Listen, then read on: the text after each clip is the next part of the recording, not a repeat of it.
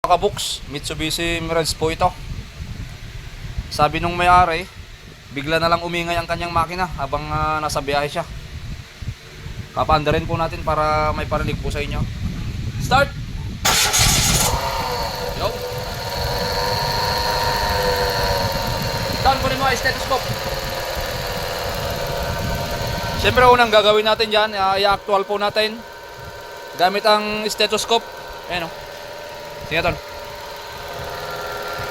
Habang umaandar, testingin po natin o testingin po ninyo. Mag-ingat lang po kayo mga sir. Yan, itutok po ninyo sa kung saan nyo gusto. Alternator, water pump. Yan, lahat po ng mga pyesa dyan na may bearing pwede po ninyong testingin. Mag-ingat lang po kayo.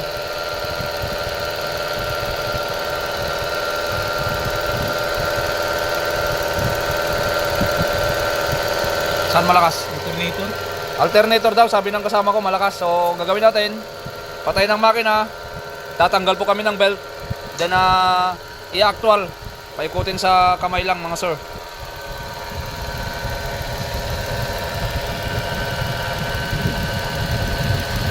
Patay. Ayun o. Yan ang uunahin po ninyong luwagan. Puti mga tao. Yan, yung pinakatuhog ng alternator sa ilalim.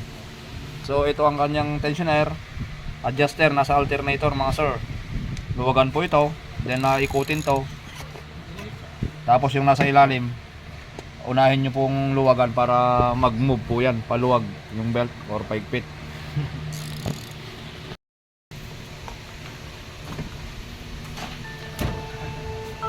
Ya.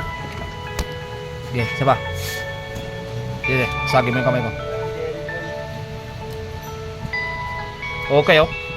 Habang pinapaikot niya, ayan oh, pinapakiramdaman ko, may mararamdaman akong magaspang dito mga sir. Testing, testing.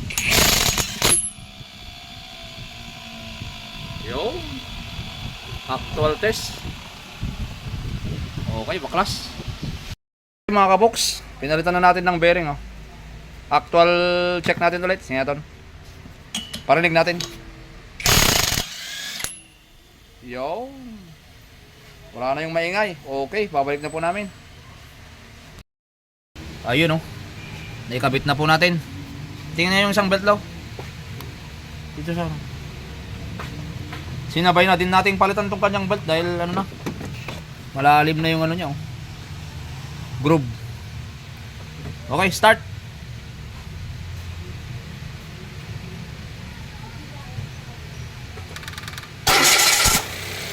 Yo. Ikumpara po natin ngayon kaysa yung kanina mga sir oh. Wala na yung ingay niya.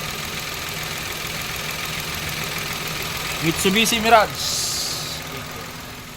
Pinanggagrab po kasi ito kaya ilan na ba tinakbo niya?